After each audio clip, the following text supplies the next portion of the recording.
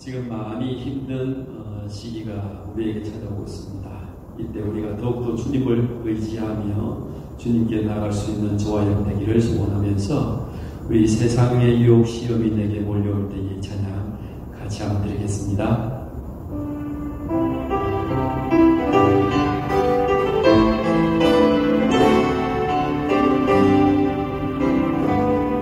세상의 유혹 시험이 내게 몰려올 때에 나의 힘으로 힘을 때 모두 이길 수 없네. 나의 아픔 가운데 위축된 나의 영혼 어찌 할 바를 몰라 헤매이고 있으네.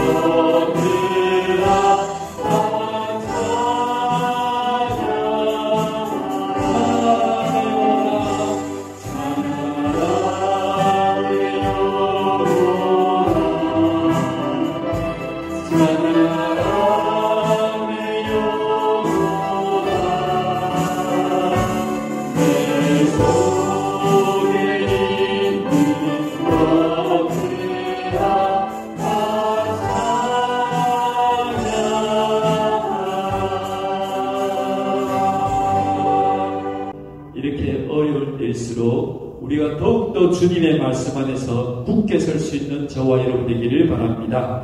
우리 찬송가 주님 약속하신 말씀 위에서 찬양 우리 힘있게 수비팀에 찬양 드리겠습니다.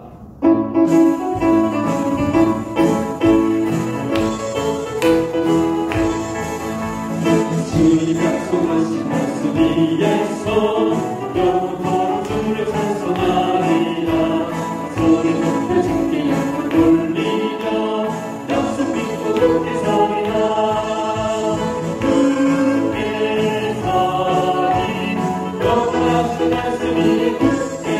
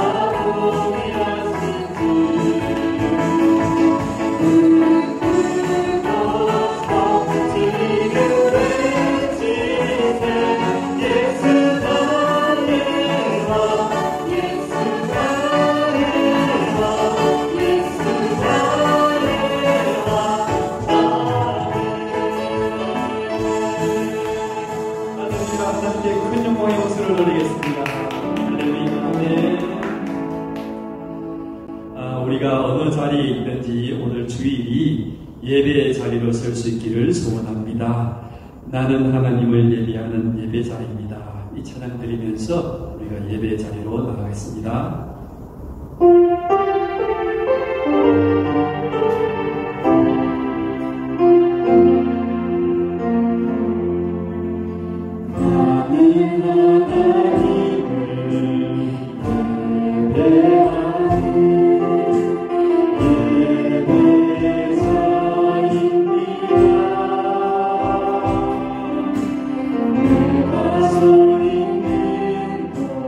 어디서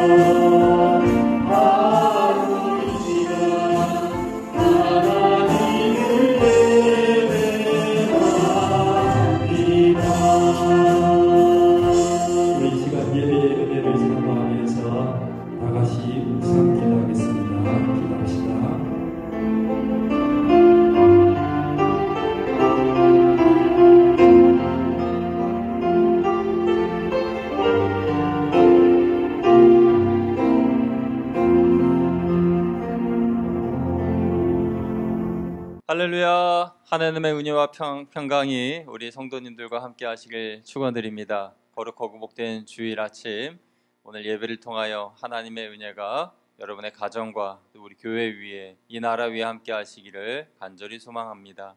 우리 함께 찬송가 25장 찬양하시면서 예배로 나아가겠습니다.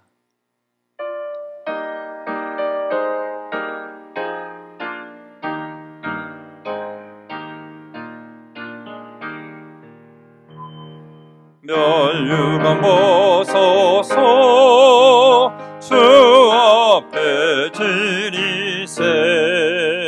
저 천사 기쁜 노래가 온 땅에 퍼지네. 내오나 깨어서 주 찬송하여라. 온 백성 죄를 속하신 만왕의 왕일세. 멸류관 벗어서 주 앞에 드리세. 그 손과 몸의 상처가 영광 중 빛나네.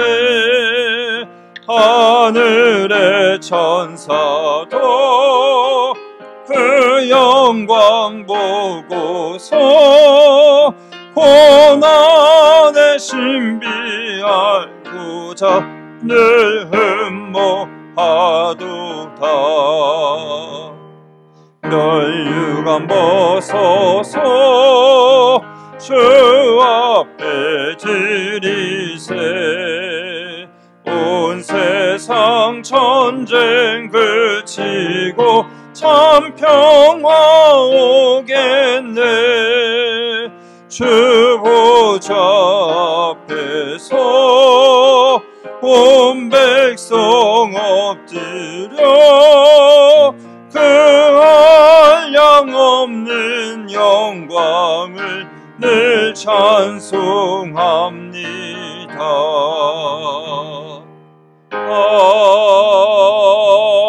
아멘. 교동문 41번으로 함께 교독하시겠습니다. 교동문 41번입니다. 여호와께서 다스리시나니 땅은 즐거워하며 허다한 섬은 기뻐할지어다. 구름과 흑암이 그를 둘렀고 의와 공평이 그의 보좌의 기초로다. 불이 그의 앞에서 나와 사방의 대적들을 불사르시는도다. 그의 번개가 세계를 비추니 땅이 보고 떨었도다. 산들이 여호와의 앞 곧 온 땅의 주 앞에서 밀랍같이 녹았도다. 하늘이 그의 의를 선포하니 모든 백성이 그의 영광을 보았도다. 조각한 신상을 섬기며 허무한 것으로 자랑하는 자는 다 수치를 당할 것이라. 너희 신들아 여호와께 경배할지어다. 여호와여, 시온이 주의 심판을 듣고 기뻐하며 유다의 딸들이 즐거워하였나이다. 여호와여, 주는 온 땅 위에 지존하시고 모든 신들보다 위에 계시니이다. 여호와를 사랑하는 너희여, 악을 미워하라. 그가 그의 성도의 영혼을 보존하사 악인의 손에서 건지시느니라. 의인을 위하여 빛을 뿌리고 마음이 정직한 자를 위하여 기쁨을 뿌리시는도다. 의인이여, 너희는 여호와로 말미암아 기뻐하며 그의 거룩한 이름에 감사할지어다. 아멘. 나는 전능하신 아버지 하나님 천지의 창조주를 믿습니다. 나는 그의 유일하신 아들 우리 주 예수 그리스도를 믿습니다. 그는 성령으로 잉태되어 동정녀 마리아에게서 나시고 본디오 빌라도에게 고난을 받아 십자가에 못 박혀 죽으시고 장사된 지 사흘 만에 죽은 자 가운데서 다시 살아나셨으며 하늘에 오르시어 전능하신 아버지 하나님 우편에 앉아 계시다가 거기로부터 살아있는 자와 죽은 자를 심판하러 오십니다. 나는 성령을 믿으며 거룩한 공교회와 성도의 교제와 죄를 용서받는 것과 몸의 부활과 영생을 믿습니다. 아멘. 이 시간 지난 한 주간 우리가 지은 죄를 생각하며 하나님께 참회의 기도를 드리겠습니다.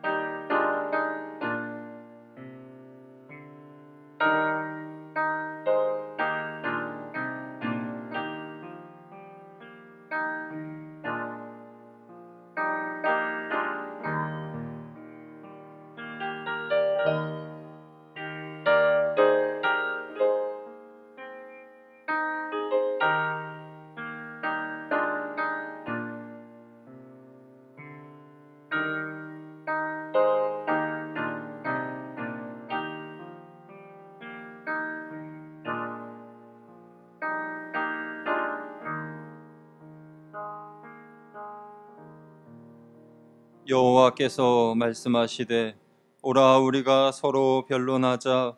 너희의 죄가 주홍 같을지라도 눈과 같이 희어질 것이요 진홍같이 붉을지라도 양털같이 희게 되리라. 아멘. 함께 찬송가 276장 찬양하시겠습니다.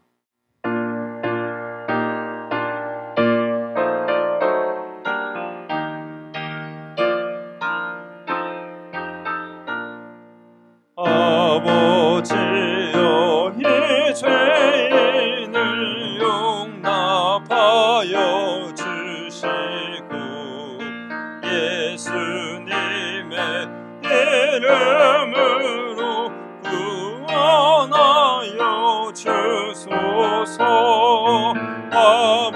아버지를 떠나 산지 벌써 오래되었고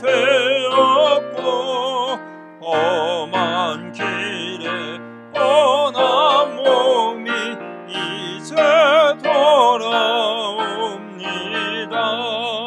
전에 하던 헛된 일을 애통하게 여기고 겸손하게 엎드려서 용서심 빕니다. 은혜 감당 못하오나 내게 아는 영혼과 나의 약한 육신까지 감히 드리옵니다. 나의 죄를 사하시려 주님 죽으셨으니 그 공로를 의지하여 주만 의지합니다. 아버지여 용납하사 나를 품어주시고 주의 사랑 품 안에서 길이 살게 하소서.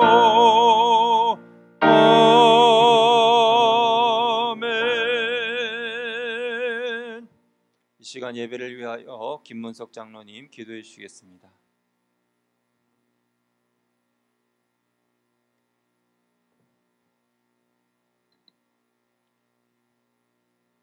거룩하신 하나님 아버지, 허물 많고 자격 없는 저희들을 십자가의 사랑으로 용납하여 주신 은혜에 감사와 찬양을 드립니다. 거룩하고 복된 날 아름답게 리모델링된 성전에서 영과 진리로 하나님 아버지께 예배하게 하신 은혜 진심으로 감사를 드립니다. 어렵고 힘든 시간이지만 저희들 앞에 펼쳐진 9월은 하나님의 놀라운 계획하심을 기대하며 감사함으로 시작합니다. 우리 앞에 어떠한 시험과 환난도 능히 이기고 감당할 수 있는 힘과 능력을 예배를 통하여 공급받게 하여 주시옵소서. 사랑 많으신 하나님 아버지, 코로나19 전염병으로 인한 지난 시간들을 돌아봅니다. 이 모든 것이 하나님의 은혜임을 감사합니다. 사람이 감당할 시험밖에 허락하지 아니하시고 시험 당할 즈음에 또한 피할 길을 내사 우리로 능히 감당하게 하신 하나님 아버지, 전염병으로 인한 두려움과 공포 가운데 지켜주시고 이 또한 속히 지나가게 하시고 예배가 회복되고 모든 일상이 회복되게 하여 주시옵소서. 그동안 당연하게 생각했던 일상과 예배의 소중함을 깨닫게 해주셔서 감사합니다. 거양교회 모든 성도들이 하나님을 이전보다 더 뜨겁게 사랑하고 교회 공동체를 위하여 더 열정적으로 헌신하고 봉사하는 하나님의 사람들이 되도록 인도하여 주옵소서. 교회의 머리 되시는 주님, 68년 전에 예수 그리스도의 피값으로 반석 위에 세워진 거양교회가 초대교회처럼 믿음의 공동체, 영혼을 뜨겁게 사랑하는 교회, 마치 타작마당의 얼음냉수와 같이 주인의 마음을 시원케 하는 교회 되게 하옵소서. 무더운 날씨 가운데 본당 리모델링과 부속식 공사가 은혜 가운데 아름답게 잘 마무리되게 하셔서 감사합니다. 이 일을 위해 기도와 물질로 주신 달란트와 시간으로 헌신하고 봉사한 모든 도움의 손길 위에 한없는 은혜와 땅의 기름진 복으로 채워 주시옵소서. 우리의 치료자 되시는 예수님, 연로하신 성도들과 병원에서 수술받고 치료 중에 있는 한우들이 있습니다. 우리 약함의 가장 깊은 곳까지 보혈의 손으로 만져주셔서 치유되고 회복되게 하옵소서. 병상에서 외롭지 않도록 성령께서 늘 동행하여 주옵소서. 이 시간 하나님의 말씀을 선포하시는 목사님을 영육간의 강건함으로 붙들어 주셔서 하나님의 말씀이 선포될 때 말씀을 듣는 우리의 눈과 귀를 열어주시고 예배를 통해 영과 육이 회복되기를 간절히 소망합니다. 우리의 예배를 기쁘게 받아 주옵소서. 이 나라와 교회를 회복시키시는 살아계신 예수님의 이름으로 기도하옵나이다. 아멘.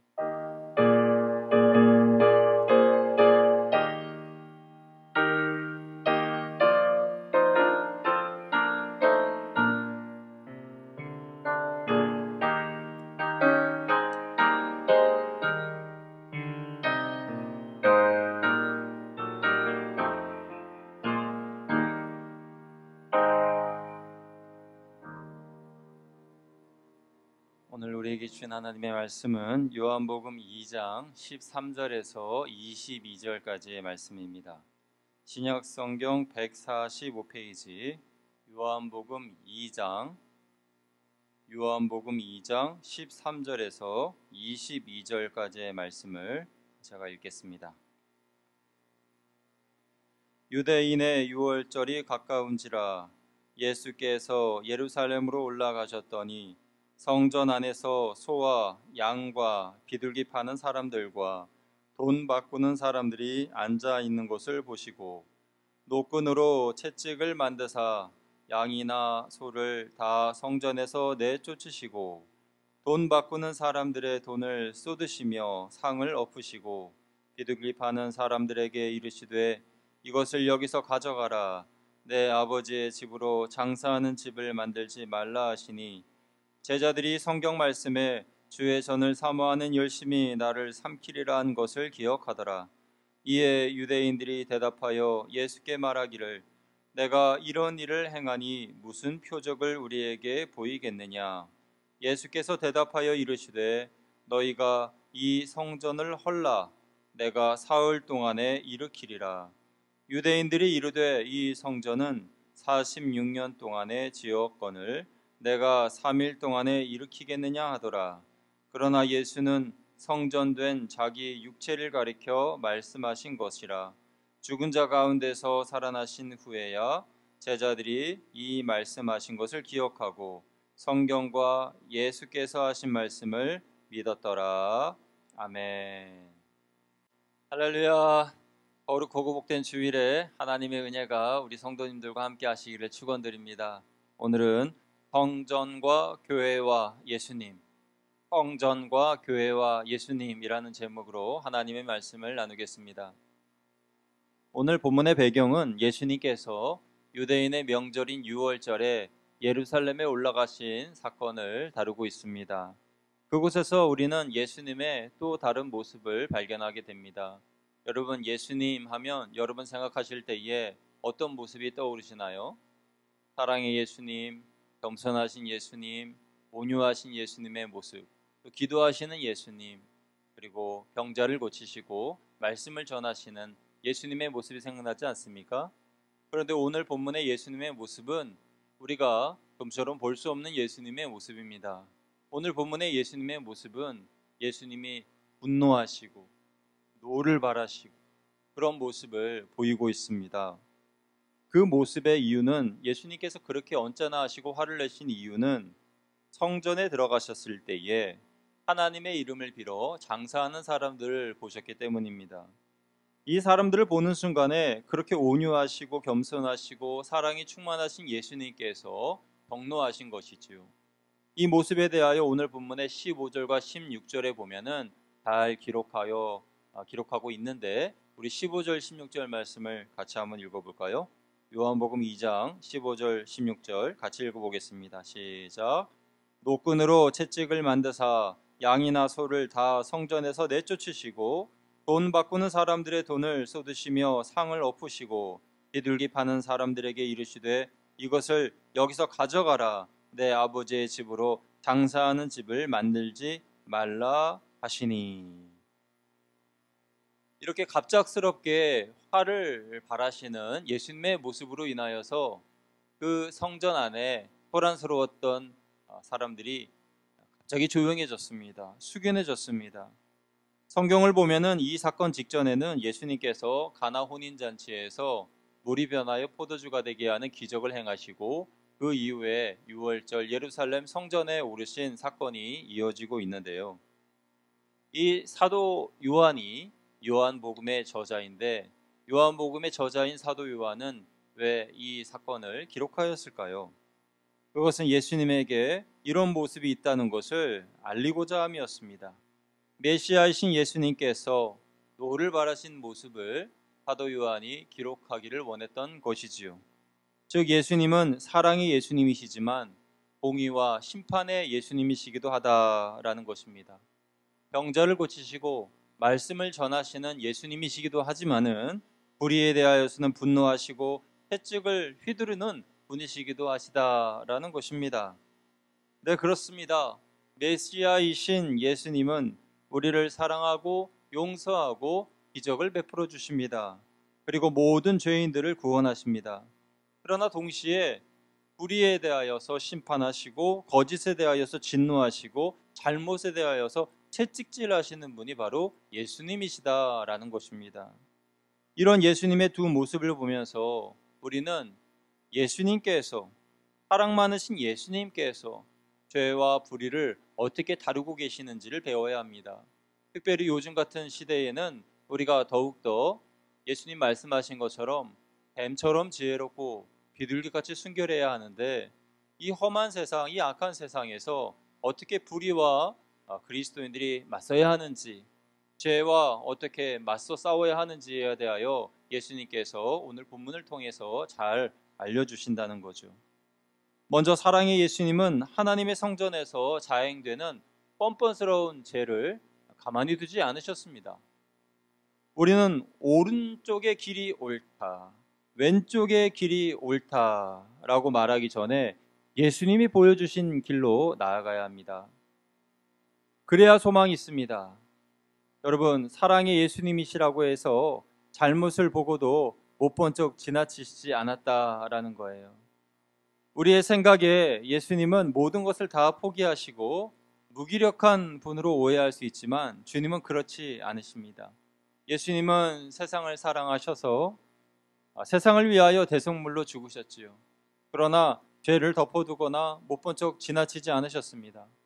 예수님은 때로는 강하게 서기관과 바리새인들, 외식하는 서기관과 바리새인들을 향하여서 독사의 자식들아, 해치라 무덤이여 라고 외치셨습니다.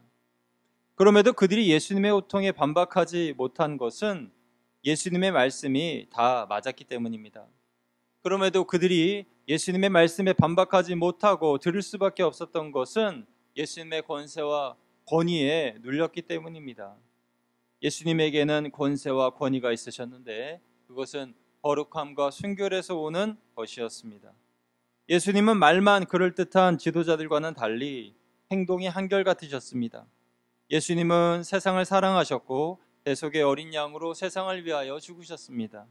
그럼에도 예수님의 말씀에 권위가 있었던 것은 예수님이야말로 말과 행실이 같으셨고 본이 되셨고 진정으로 사람들을 사랑하셨고 그들을 위하여 희생하신 분이기 때문에 그랬습니다. 그런 예수님이 하시는 말씀은 진정성이 있고 설득력이 있고 권위와 권세가 있었다는 것이지요.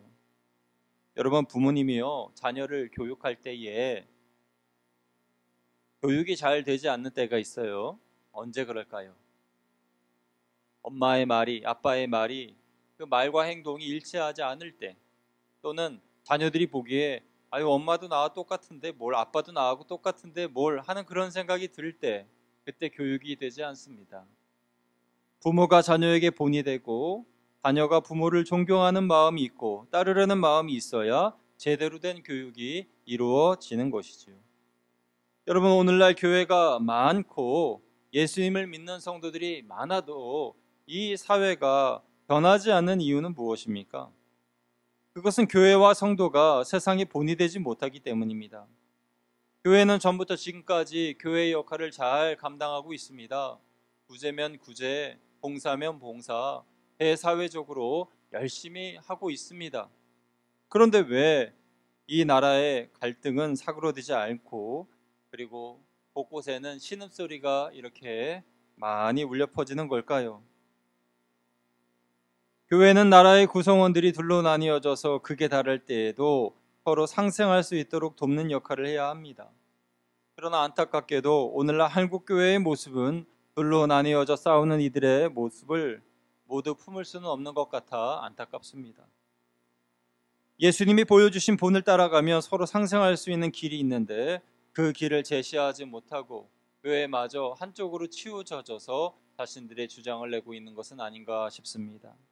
여러분, 우리는 어느 한쪽의 길, 어느 한쪽의 이야기에 매몰되지 말고 예수님이 보여주신 길, 예수님의 가르침을 저들에게 전해야 합니다. 그래야 소망이 있습니다. 성도들도 극한으로 나뉘어져서 싸우지 말고 오직 예수님만 바라보며 하나가 되어야 합니다. 교회에서 예수님의 이야기만으로 꽃을 피우고 또 가정에서도 예수님의 이야기로 가득할 때에 그 가정의 문제는 해결될 것입니다. 저는 우리 거양교회의 모든 성도님들이 예수님과 같은 본을 가정의 자녀들에게 먼저 보이시기를 축원드립니다. 그리고 예수님처럼 살아갈 수 있도록 힘쓰시기를 바랍니다. 우리가 믿는 예수님이 두세 분도 아니고 한 분이신데 왜 한 분이신 예수님을 믿으면서 우리의 신앙의 색깔은 다르고 교회마다 다른 소리를 내는 걸까요? 왜 성도들의 삶의 지향점은 모두 제각각입니까? 그래서 오늘은 예수님이 삶으로 보여주신 예수님의 삶의 방향에 우리의 포커스를 맞추는 설교를 해보려고 합니다. 만약 우리가 예수님이 보여주신 삶의 방향성을 올바로 맞추고 잘 따라가기만 한다면 우리는 후회 없는 인생을 살 것이고 예수님처럼 권위와 권세를 가지게 될 것이고 사회 곳곳에 만연한 갈등을 화목케 하는, 그래서 서로가 상생하는 길을 여는 그런 일들에 우리가 쓰임받게 될 것입니다. 예수님께서 삶으로 보여주신 예수님의 본, 예수님의 삶의 지향점은 크게 세 가지입니다. 첫째는 거룩과 순결이고, 둘째는 사랑과 열심, 그리고 세 번째는 십자가와 부활입니다. 첫째는 뭐라고요? 거룩과 순결. 두 번째는 사랑과 열심. 세 번째는 십자가와 부활. 그것이 예수님이 살아가신 삶의 모습이고 그 모습을 우리는 지향점으로 삼아서 포커스로 삼아서 우리도 그렇게 살아가면 우리가 승리할 수 있다는 것입니다. 교회와 성도는 이 세 가지를 지향점으로 설정할 때에 올바른 방향으로 나아갈 수가 있습니다. 첫째로 교회와 성도는 예수님처럼 거룩하고 순결해야 합니다. 여러분 가정에서지만은 저를 한번 따라해 주세요. 교회와 성도는 예수님처럼 거룩하고 순결해야 합니다. 예수님의 거룩함과 순결은 성전 중심의 삶에서 시작되었습니다. 예수님은요, 성전을 사랑하셨어요. 성경 곳곳에 그런 말씀들이 나와 있습니다. 오늘 본문의 13절을 보면 예수님은 예루살렘으로 가셔서 성전을 방문하셨습니다. 또한 예수님이 12살 되실 때에 성전에서 제사장들과 함께 토론하였습니다. 예수님께서 나귀를 타시고 입성하신 곳도 성전이 있는 예루살렘이었습니다. 이처럼 예수님의 삶의 구심점은 성전이었고 성전 중심의 신앙을 가지고 사셨습니다. 성전은 어떤 곳입니까? 하나님을 만나는 곳이지요. 그리고 성전은 하나님께 예배드리는 곳입니다. 그래서 오늘날 교회는 우리 성도들의 신앙의 중심이 되어야 하는 것입니다. 여러분, 우리는 이 세상에서 무엇을 중심으로 살고 있습니까? 저는 여러분께서 교회를 중심으로 사시기를 축원드립니다. 휴가를 다녀와도 교회가 제일 먼저 가보고 싶고 생각나는 곳이 되기를 바랍니다. 세상에 아무리 좋고 훌륭한 것이 있다 하더라도 하나님이 먼저 생각나시는 여러분 되시기를 바랍니다. 또한 세상에 유명한 사상과 철학이 있다 하더라도 그보다 말씀을 더 사모하는 여러분 되시기를 소망합니다. 그것이 바로 그리스도인의 삶이고 성전 중심의 삶입니다. 이를 통해서 우리는 거룩과 순결을 유지할 수가 있다라는 것입니다. 예수님께서 성전에 오셨을 때에 장사하는 이들로 분노하신 이유는 다른 것 때문이 아닙니다. 성전의 거룩함과 순결함을 깨뜨렸기 때문입니다. 그래서 우리는 알아야 합니다. 교회의 본질은 거룩과 순결이구나. 크리스천의 삶의 본질도 거룩과 순결이다라는 것을 알아야 합니다. 대사회적인 구제를 많이 하고 봉사를 많이 하는 것도 좋지만 그것이 교회의 본질은 아닙니다. 교회의 본질은 깨끗함에 있고 거룩함에 있습니다. 교회가 깨끗하고 거룩할 때에 세상의 본이 됩니다. 예수님은 교회에서 장사하는 무리를 보시고 분노를 터뜨리셨습니다. 물론 소와 양과 비둘기를 파는 사람들이 성전에 있어야 하는 이유가 분명히 있긴 있었습니다. 그 이유는요, 제사를 드릴 때에 사용할 제물을 준비하지 못한 사람들을 돕기 위해서 성전에서 소와 양과 비둘기를 팔았어요. 또는 멀리서 짐승을 몰고 온 사람이 잘못하여 짐승에게 흠이 나거나 상처가 났을 때에 그 상처난 짐승을 하나님께 드리지 못하니까 교환해야 될 필요가 있었습니다. 그래서 소와 양과 비둘기를 준비해 둔 것, 그것은 잘못은 아닙니다. 어찌 보면 그들을 돕기 위해서 준비한 것이니 이게 다 하나님을 위한 것이다 라고 말할 수도 있었을 겁니다.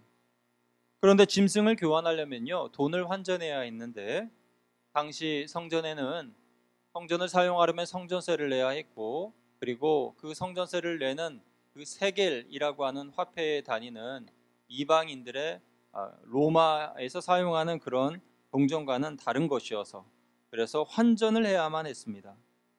그런데 로마의 화폐를 세겔로 바꾸는 이 환전소에서 일어나는 그런 가운데에 좋은 동기로 시작했지만 결과적으로 그 가운데 많은 부정과 부패가 일어나게 되었습니다. 환전하는 과정에서 많은 이익이 생겨났고, 이익이 생기니까 인간의 이기심과 탐욕이 일어나게 되었고, 성전에서 물건을 바꿔주는 사람들이 장사를 하기 시작했습니다. 이것이 점점 심해져서 제사장과 짜고 물건을 팔게 되었습니다. 예배는 뒷전이고 장사에만 신경을 쓰게 되었죠. 그래서 사람들은 모두 돈에 눈이 멀었습니다. 예수님은 이것을 보고 격노하신 것입니다. 우리는 어떤 일을 시작할 때에 좋은 동기와 선한 마음으로 시작합니다. 그러다 그것이 이해관계에 맞물리고 서로의 이익에 충돌이 일어나게 되면 사람들의 마음은 짐승처럼 변하게 됩니다. 그래서 마음속으로 그 사람을 몇 번이나 죽입니다. 몇 번이나 괴롭히고 상대를 해칩니다. 그래서 교회도 조심해야 합니다. 때로는 성교비를 마련하기 위해 또는 구제의 목적으로 음식을 팔거나 물건을 팔 때가 있지요. 그런데 그 자체가 잘못된 것은 아닙니다. 좋은 동기로 시작했지만 나도 모르게 불순한 동기로 바뀌는 것을 경계해야 할 따름입니다. 특별히 교회 안에서 성도끼리 물건을 매매하거나 돈을 주고받거나 할 때에 오늘 본문의 예수님의 모습을 깊이 묵상해야 합니다. 그래서 나의 그런 행동이 예수님이 보실 때에 예수님께서 경노하실 만한 그런 일들은 아닌지 나 자신을 돌아보아야 하는 것입니다. 다시 말해 물질에 대한 사심이 내게 있지 않는가라는 것을 살펴보아야 한다는 것입니다. 언제나 처음의 마음으로 돌아가서 순수한 동기와 깨끗한 양심으로 서로의 유익을 위해야 합니다. 그것이 나의 거룩함과 순결함을 지키는 방법입니다. 우리가 성전 중심의 신앙으로 거룩함과 순결함을 유지해야 하지만은 그러나 그보다 더 우리가 기억해야 할 것은 그 성전 안에서 동기가 불순해지거나 목적이 변질되어서는 안 된다라는 것입니다. 이것이 성전 중심의 신앙을 갖되 타락하지 않는 비결입니다. 두 번째로 교회와 성도는 예수님처럼 사랑과 열심을 품어야 합니다. 예수님은요 성전에서 매매하는 이들로 인해 분노하셨지요. 그래서 그들을 야단치셨습니다. 그런데 본문을 조금 더 깊이 들여다보면 재미있는 점을 발견할 수가 있습니다. 그것은 예수님께서 야단은 치셨지만 사람들에게 상처는 주지 않으셨다라는 것입니다. 야단은 치셨지만 상처는 주지 않으셨다라는 거예요. 예수님은 양이나 소 그리고 비둘기를 파는 것 자체를 비난하지 않으셨습니다. 돈을 환전하는 것에 대하여 문제 삼지도 않으셨습니다. 또한 성전세를 내는 그 세금 문제에 대하여 언급하지도 않으셨어요. 그렇다면 예수님께서 무엇 때문에 화를 내신 겁니까? 무엇을 문제 삼으신 것입니까? 그것은 그들의 태도를 보시고 문제 삼으신 겁니다. 하나님보다 돈을 더 사랑한 태도, 탐욕으로 인하여 예배를 경시하는 태도, 성전 안에서 서로 속이고 거짓말하면서 선민 행세를 하면서 서로 속이는 그런 태도, 그런 것에 예수님께서는 화가 나신 겁니다. 그들의 태도 속에는 중요한 것이 빠져 있었습니다. 그것은 사랑입니다. 우리는 예수님처럼 사랑과 열심을 품어야 합니다. 간혹 성도님들의 말씀 중에 사랑이 없고 말만 있는 그런 경우가 있어요. 그런 분들은 의무감으로 일하는 모습을 보게 됩니다. 사랑은 없고 열심만 있을 때에 사랑이 식어져 버려 의무감으로 일하게 되죠. 또는 사랑한다고 말만 하면서도 열심을 내지 않는 분들도 계시는데 그런 분들도 사랑이 식은 줄 모르고 있는 것입니다. 하나님을 향한 사랑, 교회를 향한 사랑, 성도를 향한 사랑이 식었기에 말로만 사랑하게 되는 거죠. 그래서 사랑과 열심은 같이 가는 겁니다. 예수님은요 한결같이 사랑하셨고 사랑하신 예수님은 한결같이 열심이셨습니다. 사랑하면 열심히 하게 되고 열심히 하려면 사랑이 있어야 하는 것입니다. 어떤 분들은요 교회에서 장사를 해도 되느냐, 물건을 팔 수 있느냐라고 문제를 삼으시죠. 전에 제가 있던 교회에서도 바자회를 크게 했는데 그런데 그때에 어떤 성도님 한 분이 저에게 오셔서 이거 바자회 잘못된 거라고 하면서 비성경적이다라고 하면서 저에게 또박또박 불평을 하신 그런 기억이 납니다. 공격을 하신 기억이 납니다. 물론 바자회가 비성경적일 때가 있습니다. 언제일까요? 바자회가 비성경적인 때가 언제일까요? 사랑이 빠졌을 때 비성경적입니다. 사랑 없이 열심만 가지고 바자회를 한다면 그것은 비성경적이 될 것입니다. 예수님께서 성전에서 이루어지는 매매 행위로 인하여서 노하신 것이 아니라 그들의 태도, 특별히 사랑이 없이 행하는 그들의 태도에 노하신 겁니다. 만약에 그들이 처음에 가진 그 마음 그대로 이익을 취하기보다 멀리서 짐승을 가지고 온 그 사람들의 노고를 생각해서 그들의 안타까움을 정말 안타깝게 여겨서 저렴한 가격으로, 시세보다 더 저렴한 가격으로 소나 양이나 비둘기를 교환해 준다든지 하였다면 예수님이 화를 내셨을까요? 거둬들인 성전세를 사용할 때에 부정을 저지르는 데 사용하지 않고 하나님이 기뻐하시는 일인 고아와 과부와 나그네를 돌보는 일에 그 성전세를 사용했다면 예수님이 화를 내셨을까요? 돈괴를 뒤집어 엎으셨을까요? 그렇지 않았을 거라고 생각합니다. 예수님께서 화를 내신 이유는 그들의 태도 때문입니다. 사랑 없이 탐욕으로 장사하는 그들의 모습으로 인하여 분노하신 겁니다. 그러므로 오늘의 교회도 성전에서 매매하는 것이 옳으냐 그르냐를 논하기 전에 사랑이 있느냐 없느냐를 먼저 논해야 하는 것입니다. 내 마음에 손을 얹고 과연 내가 이 일을 하는 것이 하나님을 위하여 하는 것인가, 또 성도를 섬기기 위하여 하는 것인지 먼저 따져보아야 한다는 것이지요. 문제는 내 마음에 사랑이 있느냐 없느냐입니다. 예수님은 성전에서 매매하는 자들을 책망하실 때에도 그들을 사랑하셨습니다. 그것을 어떻게 알 수 있습니까? 15절과 16절 말씀을 보면 잘 알 수가 있어요. 우리 15절 16절 말씀을 볼 텐데요. 먼저 15절 말씀 같이 읽어보겠습니다. 시작. 노끈으로 채찍을 만드사 양이나 소를 다 성전에서 내쫓으시고 돈 바꾸는 사람들의 돈을 쏟으시며 상을 엎으시고. 아멘. 여러분, 이 구절에서 노를 바라시는 예수님, 그런데 그 이면에 마음속에 사랑으로 노를 바라시는 예수님의 모습을 찾아보셨습니까? 찾으실 수 있겠어요? 다시 한번 읽어볼게요. 노끈으로 채찍을 만드사 양이나 소를 다 성전에서 내쫓으시고 돈 바꾸는 사람의 돈을 쏟으시며 상을 엎으시고. 예수님은 노끈으로 채찍을 만들어서 양과 소는 내쫓고 돈 받는 상을 뒤엎으셨습니다. 노끈으로 채찍을 만들었다는 거예요. 여러분, 노끈 아시죠? 책 같은 그 책 묶음을 묶을 때 사용하는 그런 노끈 말입니다. 그 노끈은요, 아무리 휘둘러도요 맞아도 아프지도 않아요. 제대로 휘둘러지지도 않아요. 그런 노끈으로 채찍을 만드셨다는 거예요. 설령 그 노끈 채찍으로 양과 소가 맞는다 하더라도 하나도 아프지 않습니다. 그런데 하나도 아프지 않은 그 채찍을 짐승들에게만 휘둘렀어요. 다시 말씀을 보세요. 노끈으로 채찍을 만드사 양이나 소를 다 성전에서 내쫓으시고. 사람을 향하여 휘둘지 않으셨습니다. 짐승을 향하여 휘두르셨고 짐승도 하나도 아프지도 않았습니다. 이것을 볼 때에 예수님의 관점은 때리는 데 있는 것이 아니라 가르치는 데 있었다는 것을 알 수 있습니다. 그것도 그런 극적인 모습을 통해서 사랑하는 마음으로 가르쳐 주신 겁니다. 이에 반해서 우리들의 모습은 어떻습니까? 노끈이 아니라 진짜 채찍으로, 진짜 가죽으로 채찍을 만들어서 짐승이 아니라 사람들에게 휘두르지 않습니까? 당연히 그 마음에 사랑하는 마음도 없을 것입니다.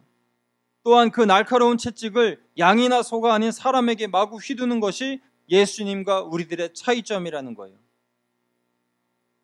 여러분, 왜 하나님의 일을 하면서 사람에게 상처를 줍니까?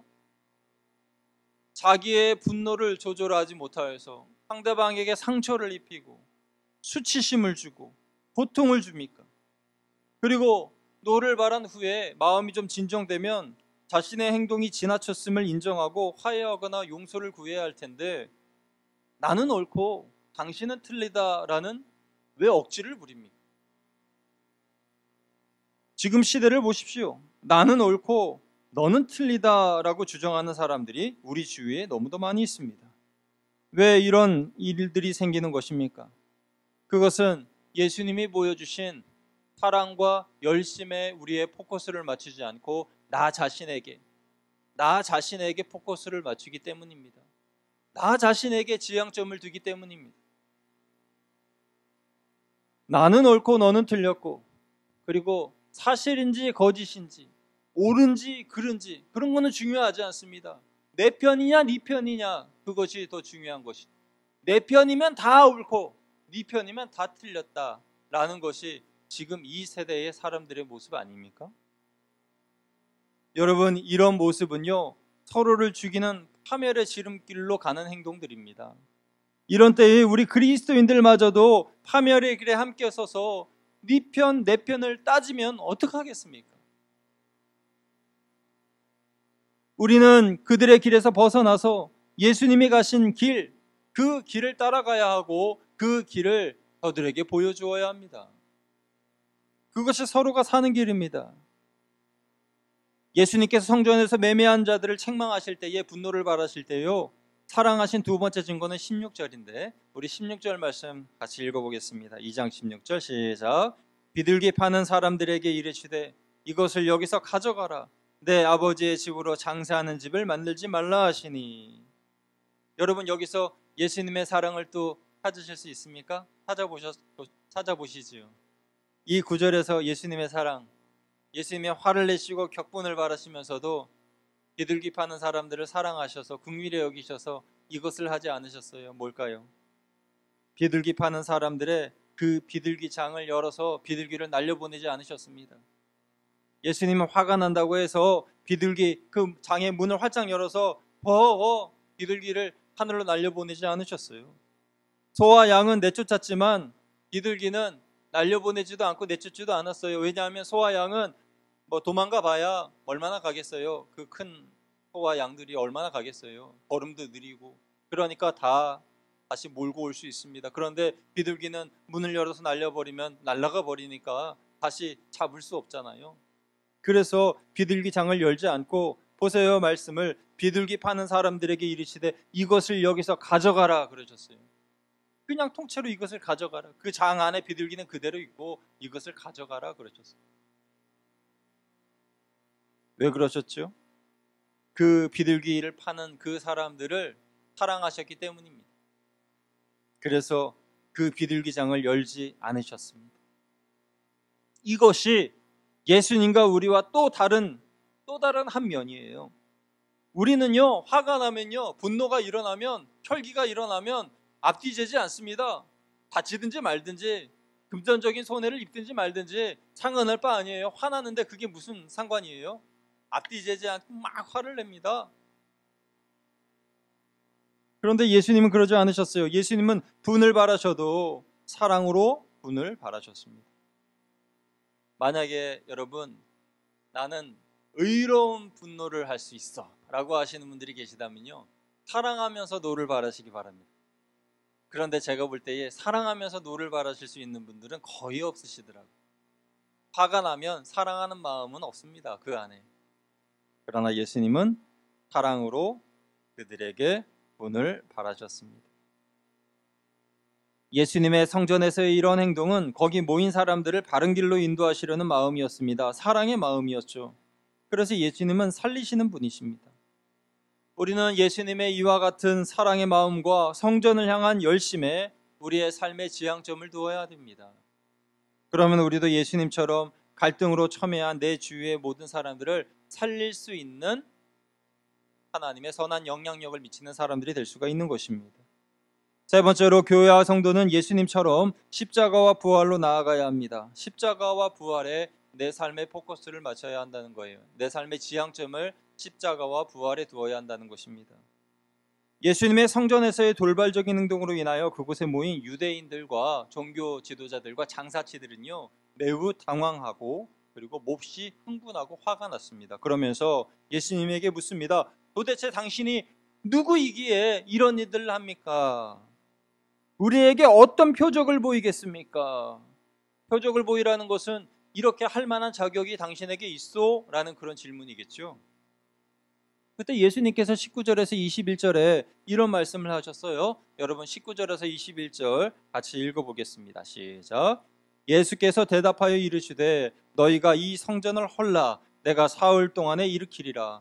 유대인들이 이르되 이 성전은 46년 동안에 지었거늘 내가 3일 동안에 일으키겠느냐 하더라. 그러나 예수는 성전된 자기 육체를 가리켜 말씀하신 것이라.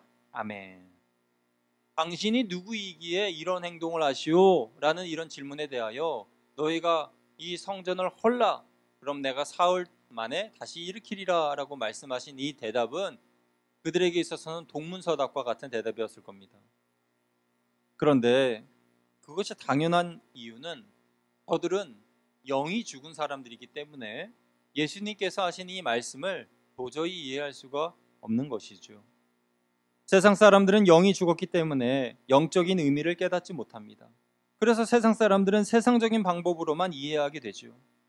그래서 그들 생각에 아니 이 성전이 46년 동안이나 지어진 어마어마한 성전인데 그리고 또 이 성전을 어떻게 3일 만에 다시 세운다는 말인가 하면서 도저히 이해할 수 없었습니다. 그런데 여러분, 저와 여러분은 이 말씀의 뜻을 잘 알고 계시죠? 예수님이 하신 이 말씀, 성전을 사흘 만에 다시 세우리라, 이 말씀이 무슨 말씀이에요? 예수님께서 십자가에서 죽으시고 사흘 만에 다시 부활하신다라는 그런 말씀을 예표로, 비유로 하신 말씀이잖아요.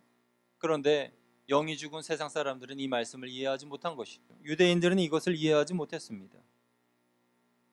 그래서 예수님이 말씀하신 이 성전, 예수 그리스도 자신이 성전이심을 그들은 깨닫지 못하였습니다. 주님께서 성전을 헐라 말씀하신 것은 진짜 건물을 무너뜨리라는 말이 아니라 내가 죽은 지 3일 만에 다시 살아날 것이다. 또한 예수님이 성전이라고 말씀하신 또 다른 뜻은 이 성전으로는 구원을 받을 수가 없다. 그러나 성전인 나로 인하여서 너희는 구원받을 수가 있다라는 그런 예수님의 말씀의 뜻인 거죠. 건물로 세워진 성전은 생명이 아니고 본질도 아니고 가짜다라는 것입니다. 당연히 유대인들은 이 사실을 이해할 수 없고 이해했다 해도 받아들일 수 없는 사건이죠. 그들이 믿는 성전은 분명히 구약 성경에 기록된 성전이었고 하나님의 임재하시는 집이고 예수님이 오시기 전까지 이 성전은 하나님의 용서와 사랑이 이루어지는 현장이었습니다. 그리고 예수님이 오시기 전까지 성전은 하나님이 인간을 만나주시는 장소였고 우주의 중심이고 고향과 같은 곳이었습니다. 얼마 있으면 우리가 추석 명절에 고향으로 가게 될 텐데 이것처럼 유대인들은 명절이 되면 예루살렘 성전으로 다 모였습니다. 그래서 그들에게 이 성전은 고향이었습니다. 그런데 그 성전을 향해서 너희가 이 성전을 헐면 내가 사흘 만에 다시 세우리라 라고 예수님 말씀하신 거죠. 여기서 우리는 성전이 무엇인지 생각해 보아야 됩니다. 예수님 말씀하시는 이 성전의 개념과 유대인들이 생각하는 그 성전관, 성전에 대한 그 관점, 그것이 얼마나 차이가 있는지 우리가 알아야 됩니다. 왜냐하면 오늘날 교회에 대하여서 잘못 이해하고 계신 성도님들이 너무 많기 때문이죠. 우리는 예수님께서 말씀하시는 성전의 비밀을 이해해야 합니다. 분명한 것은요, 유대인들이 성전을 잘못 이해하고 있었다는 거예요. 잘못된 성전관은 유대인뿐만이 아니라 바리새인, 서기관, 제사장, 종교 지도자들을 비롯한 그 땅에 속한 모든 사람들이 다 잘못 생각하고 있었습니다. 물론 성전은 하나님이 임재하시는 곳입니다. 과거에 그들이 성전에서 제사와 예배를 드렸듯이 지금의 우리도 교회에서 예배를 드립니다. 그리고 하나님은 예배와 제사를 통해 사람들의 죄를 용서해 주시고 새로운 삶의 방향을 제시해 주십니다. 그런데 문제는 성전에 대한 생각이 너무 지나쳐서 성전이 곧 하나님이다 라고 생각하는 사람들이 있다는 거예요. 그들은 성전 절대주의를 넘어서 성전을 우상화하기 시작했습니다. 그래서 여러분 역사를 보세요. 이스라엘과 모슬렘이 싸우는 그 이유, 성전을 차지하기 위해서입니다. 성전을 차지하기 위해서 유대인들과 모슬렘의 피나는 전쟁이 그때부터 지금까지 계속 이어지고 있는 겁니다. 성전이 하나님의 집이고 신앙의 전부라고 생각하기 때문에 그들은 성전을 차지하기 위해서 그렇게 피비린내 나는 싸움을, 전쟁을 지금까지 하고 있는 것입니다. 그런데 여러분 만약에요, 그 유대인들과 모슬렘이 예수님께서 그때 말씀하신 것처럼 내가 성전이다, 나를 믿으라 라고 말씀하신 예수님의 말씀을 믿었다면 역사가 어떻게 바뀌었을까요? 아마도 그들은 한 형제가 되었을 겁니다. 아마 그들은 한 교회에서 서로 찬양하며 하나님께 영광 돌리고 있겠지요. 그런데 그들은 예수님이 성전이심을 믿지 않고 건물을 성전으로 믿고 건물이 곧 하나님이라고 생각하였습니다. 그래서 그들은 지금까지도 싸우고 있는 것입니다. 여러분, 우리도 이 성전의 본질을 바로 알아야 합니다. 지금도 교회 건물을 하나님처럼 생각하는 사람들이 있다는 거예요. 그리고 하나님은 성전 안에만 계시는 분으로 오해하는 분들도 계시다는 거예요. 그런데 여러분, 하나님은 성전 안에만 계신 것도 아니고 교회가 하나님도 아닙니다. 하나님께서는 성전보다 크신 분이죠. 그럼에도 하나님께서 이 성전 안에 계신 이유는 이곳에 오는 사람들을 만나주시기 위함이에요. 저와 여러분을 만나주시기 위함입니다. 예배드리는 한 사람 한 사람을 만나주시고 그들에게 감동을 주시고 그들을 구원하시고 성령으로 충만하게 하시기 위하여서 이곳으로 오시는 거예요. 하나님은 성전보다 더 크신 분이시잖아요. 그래서 성전을 우리가 생각할 때에 성전이 천막으로 지어졌든 돌로 지어졌든 황금으로 지어졌든 그것은 중요한 것이 아닙니다. 예루살렘에 성전이 있든지 대한민국에 성전이 있든지 그것은 중요하지 않습니다. 장소가 중요한 것이 아닙니다. 그러나 어리석은 유대인들은 예루살렘에 있는 성전만이 진짜 성전이라고 믿었고 모슬렘인들도 그렇게 믿었고 그래서 지금도 그들은 처절하게 싸우고 있는 거예요. 성전을 우상한 거죠. 그렇게 성전이 하나님이라고 믿는 것에 그것이 신앙이라고 생각했고 그것이 종교라고 생각했습니다. 우리를 돌아봅시다. 우리는 성전을 어떻게 생각합니까? 성전을 건물로서 생각합니까? 성전에 와야만 하나님을 만날 수 있다라고 생각하십니까? 그러면 우리가 이렇게 온라인 예배를 드리는 이때에는 하나님을 전혀 만날 수가 없겠네요. 우리가 주의 성전에 오지 못하니까 우리는 하나님을 만날 수 없지 않습니까? 과연 그렇습니까? 온라인으로 예배드리면 하나님을 만나지 못합니까? 하나님이 우리 각 가정에 임하지는 않으시는 겁니까? 하나님이 어디 계십니까? 하나님께서 성전에만 계시다라고 생각하는 그 사고에서 우리는 벗어나서 하나님, 예수님께서 곧 성전이시다라는 것을 우리가 알아야 합니다. 그래서 예수님이 내 안에 계시면 내가 곧 성전이 되는 거고 내가 예수님을 모시고 예배를 드리면 그 예배 가운데 하나님이 임재해 주시는 겁니다. 타락한 종교 지도자들은 하나님의 이름을 도용하여 자신의 탐욕을 채웠습니다. 타락한 성도들은 성전에 예배하러 오는 이들에게 높은 성전세를 매겼고 성전에서 매매하며 자신의 이익과 쾌락을 추구했습니다. 그런 상태로 시간이 오래 지나면서 그들은 하나님보다 건물인 성전을 더 중요시 여겼고 하나님보다 돈을 더 섬겼습니다. 그때 예수님께서 인간의 몸으로 오셔서 예루살렘 성전에 들어가셔서 본궤를 뒤집어 엎으시고 노끈 채찍으로 짐승을 쫓아내시고 그리고 비둘기 파는 그들에게 이것을 도로 가져가라 라고 말씀하신 겁니다. 예수님의 그 일은 잘못된 성전관을 바로잡는 일이었지요. 그렇다면 여러분, 올바른 성전관은 무엇입니까? 우리가 가져야 하는 올바른 교회로는 무엇입니까? 예수님 자신의 몸이 성전이라고 하셨습니다. 예수님의 몸은 어떤 몸입니까? 십자가에서 죽으시고 부활하신 몸입니다. 그러니까 우리의 올바른 성전관, 우리의 올바른 교회로는 십자가와 부활입니다. 십자가와 부활에 우리 신앙의 포커스를 맞추어야 합니다. 내 삶의 지향점을 십자가와 부활에 두어야 한다라는 것입니다. 성전을 헐라 내가 사흘 만에 다시 일으키리라 라고 말씀하신 그 예수님의 말씀의 의미가 십자가와 부활에 너희의 신앙을 두어라, 너희의 삶의 지향점을 그곳에 두어라 라고 말씀하시는 거예요. 그러므로 예수님의 성전관은 십자가와 부활이고 믿는 성도들은 십자가와 부활의 신앙의 포커스를 맞추어야 한다는 것입니다. 예수님은 유대인들의 잘못된 신앙관에 노끈 채찍을 드셨습니다. 이러한 잘못된 성전관, 잘못된 교회관으로는 세상을 변화시킬 수가 없습니다. 여러분, 서두에 말씀드린 것처럼 교회가 한 소리를 내지 않고 교회마다 생각이 다르고 이념이 다르고 세상을 바라보는 관점이 다르고 분명히 예수님은 한 분이신데 한 분 예수님을 우리가 모시고 섬기면서 왜 우리는 이렇게 다르게 신앙생활을 하고 교회는 방향을 잘못 설정하며 나아가고 있는 것일까요? 잘못된 교회관을 가지고 있기 때문이죠. 잘못된 교회관을 가진 교회가 세상에 아무리 많이 세워진다 하더라도 세상은 변하지 않습니다.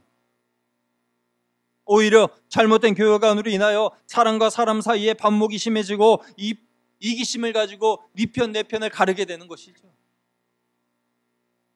그렇다면 진짜 성전, 진짜 교회는 무엇입니까? 그것은 사도 바울이 에베소서 1장 22절 23절에 잘 정리했습니다. 에베소서는 교회론에 대한 정수인데요, 에베소서 1장 22, 23절에 보면요, 또 만물을 그 발 아래 복종하게 하시고 그를 만물 위에 교회의 머리로 주셨느니라. 교회는 그의 몸이니 만물 안에서 만물을 충만케 하시는 자의 충만이니라 라고 말씀하셨어요. 그러니까 바울이 설명한 예수님의 교회론은 교회의 머리는 예수 그리스도요, 교회는 예수님의 몸이라는 겁니다. 그리고 예수님이 오시기 전에 세워진 구약의 성전은 예수 그리스도를 보여주기 위한 예표라는 것입니다. 구약시대의 사람들은 예수님을 볼 수 없었기 때문에 성전에서 짐승의 피로 자신의 죄를 대속했습니다. 그러나 예수님이 오심으로 인하여 어린 양이신 예수님의 보혈로 인해 구약의 모든 제사의 효력은 상실되었습니다. 예수님의 십자가의 보혈, 그 보혈로 죄가 정결케 됩니다. 그런데 사람들은 예수님을 보지 못하고 여전히 건물인 성전을 의지하고 보혈이 아는 짐승의 피로 자신의 죄를 사하려고 했습니다. 그렇기 때문에 아무리 예배를 드려도 응답받지 못했고 아무리 찬양을 불러도 역사가 일어나지 않았던 것입니다. 지금도 마찬가지입니다. 예수님의 보혈을 의지하지 않고 십자가와 부활을 내 삶의 포커스로 맞추지 않고 신앙생활을 하게 될 때에 우리의 삶에 아무런 변화가 일어나지 않습니다. 기적이 일어날 리가 없지요. 예수님의 성전과는 십자가와 부활입니다. 온 인류의 죄를 위하여 하나님의 아들이신 예수 그리스도께서 십자가에 못 박혀 죽으신 것이 교회의 본질입니다. 사망 권세를 깨뜨리시고 3일 만에 부활하신 것이 예수님의 성전관입니다. 여러분, 십자가는 무엇입니까? 십자가는 사랑입니다. 그 사랑은 피 흘리신 사랑입니다. 십자가에서 피 흘려 대신 죽으신 사랑입니다. 그래서 우리는 예수님이 흘리신 그 피를 보혈이라고 말합니다. 그 보혈에는 능력이 있습니다. 그런데 그 보혈의 능력은 예수님의 피가 영원한 그런 효력을 발휘하듯이 예수님의 보혈의 능력도 영원한 능력을 가지고 있습니다.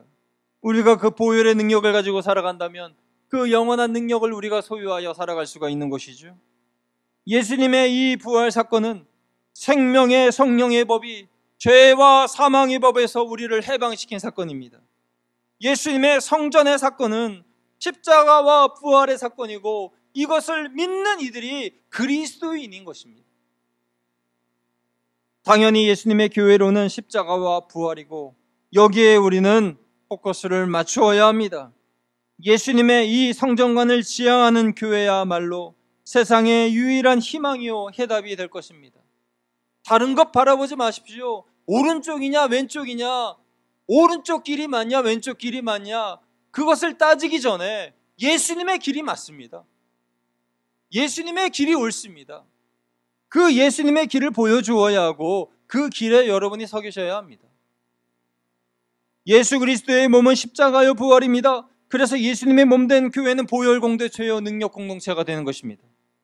교회가 건물로 돌을 지어 만들었든 교회의 건물이 돌로 만들었든 나무로 만들었든 그것은 중요하지 않습니다. 교회가 속한 교단이 장로교회든 아니든 그것이 중요하지 않습니다. 그것은 본질이 아닙니다. 본질은 예배드리는 사람들이 예수 그리스도의 십자가를 통하여 죄 사함을 받고 구원받은 성도들의 삶에 모든 저주가 떠나가는 것입니다.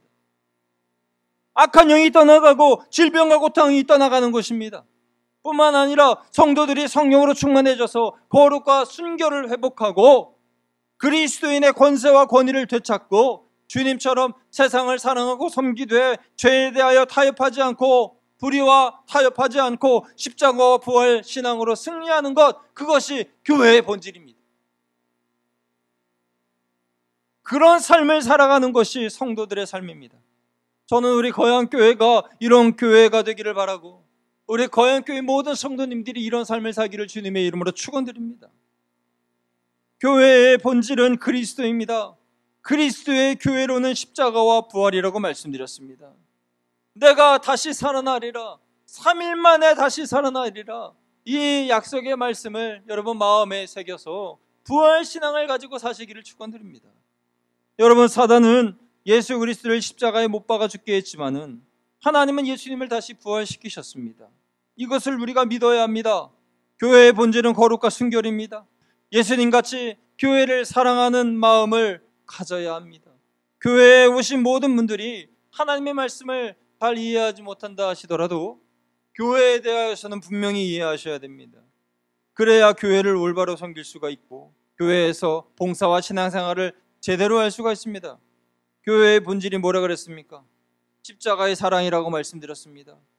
교회의 본질은 생명력을 회복하는 것입니다. 이 본질을 깨닫고 삶의 지향점을 올바로 설정하신 분들은 지금의 시련 앞에서 결코 좌절하거나 절망하지 않을 것입니다.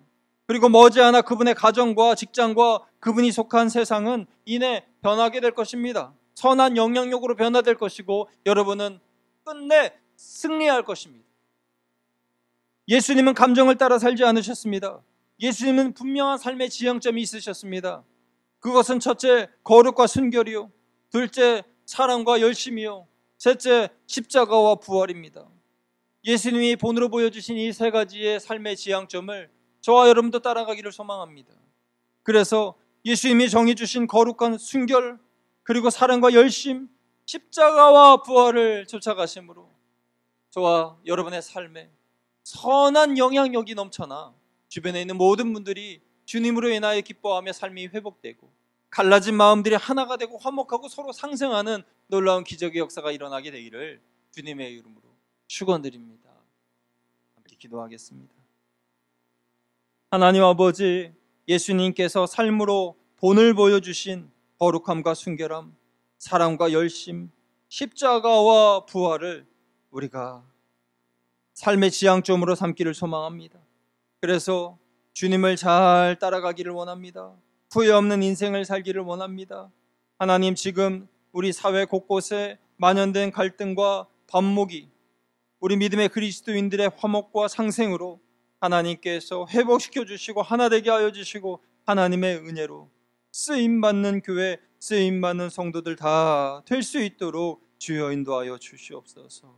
우리 주 예수 그리스도의 이름으로 감사하며 기도드리옵나이다. 아멘. 우리 함께 찬송가 91장 찬양하시면서 준비하신 예물 봉헌하겠습니다.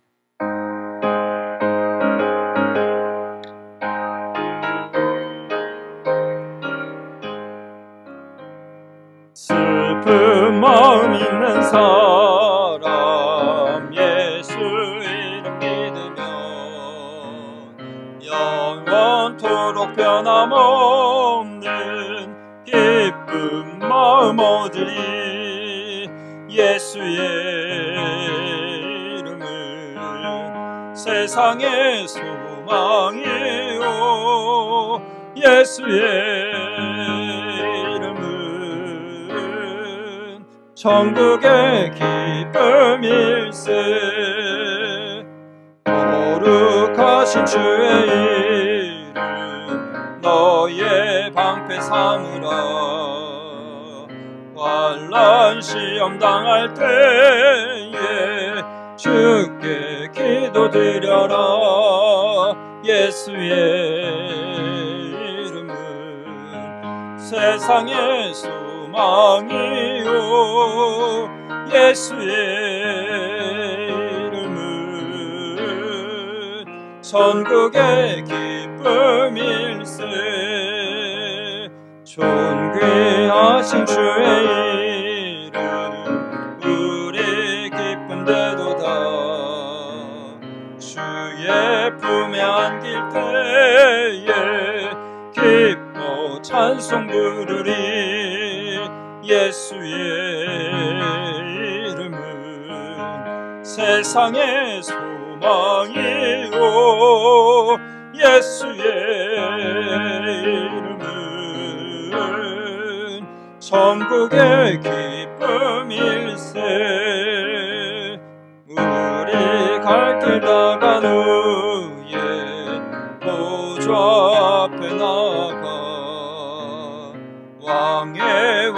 경배하며 멸류관을 드리리. 예수의 이름은 세상의 소망이요, 예수의 이름은 천국의 기쁨일세. 함께 기도하겠습니다. 하나님 아버지, 이 시간 예배 드릴 때에 하나님께 마음으로 먼저 예물을 올려드립니다. 하나님, 또한 온라인 헌금으로도 하나님께 예물 봉헌합니다.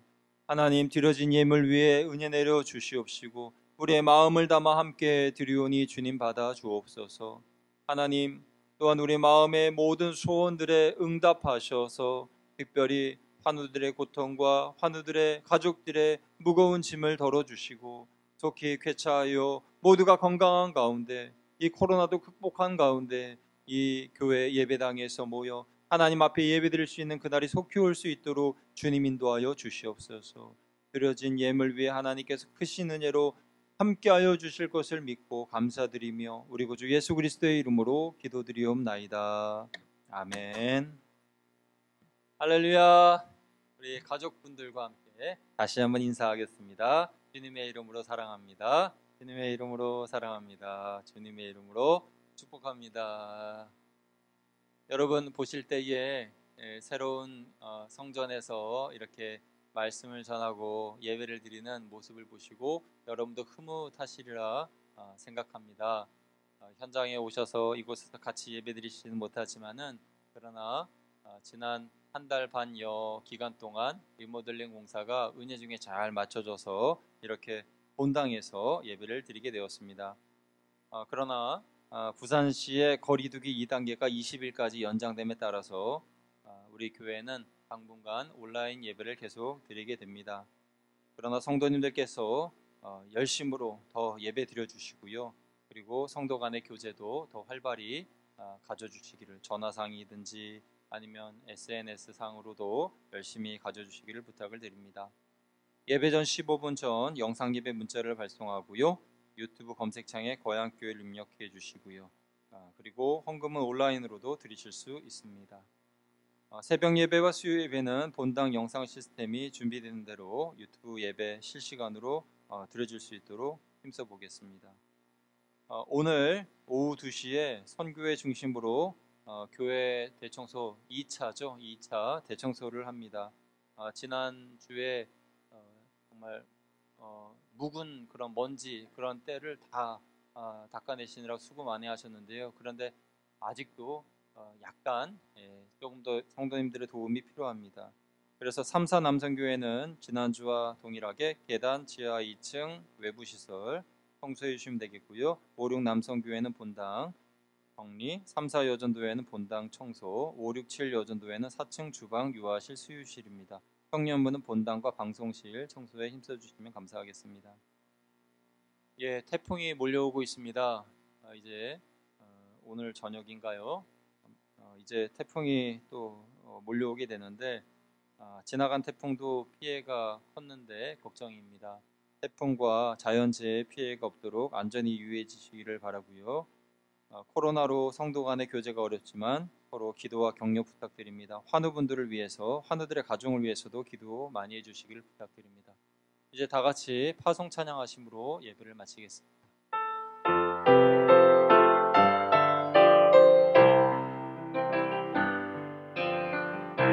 주 안에 우린 하나, 모습은 달라도 예수님 한 분만 바라네.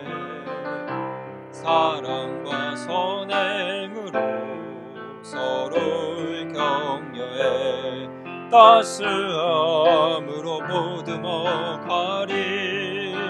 주님 우리 안에 함께 하시니 형제 자매의 슬픔과 기쁨 느끼네. 내 안에 있는 주님 모습 보내 그분 기뻐하시네.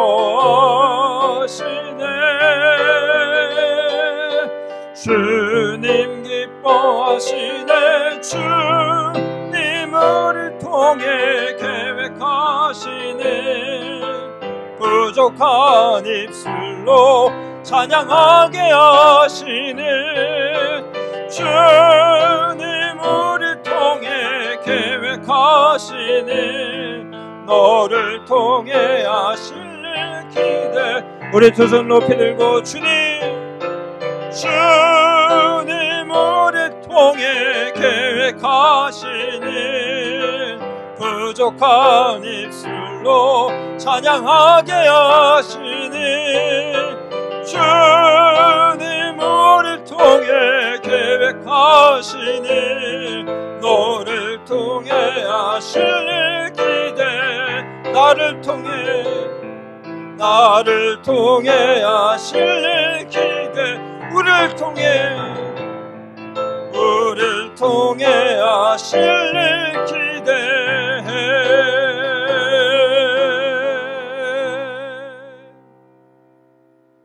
이제는 우리 주 예수 그리스도의 은혜와 아버지 하나님의 무한하신 사랑하심과 성령님의 감동하시고 교통하심이 예수님께서 본으로 보여주신 삶의 지향점을 따라 우리도 예수님의 삶에 우리의 포커스를 맞추고 우리의 삶의 지향점을 주님의 삶의 모습에 맞춰 살기를 다짐하는 하나님의 거룩한 자녀들 한 분 한 분 머리머리 위에, 그리고 이 나라와 민족 위에, 온 세계 열방에 흩어져 있는 코로나와 싸우시는 우리 의료진들 위에, 방역당국 위에, 이 나라의 위정자들 위에, 그리고 힘써 기도하는 한국교회 위에 이제로부터 영원토록 함께 하시기를 간절히 축원하옵나이다.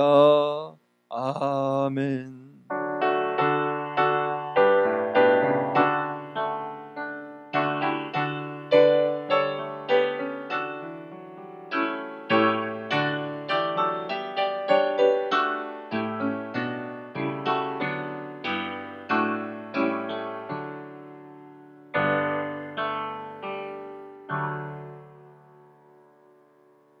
할렐루야. 이번 한 주간도 승리하시는 여러분 되시기를 축복합니다. 예배를 마치겠습니다.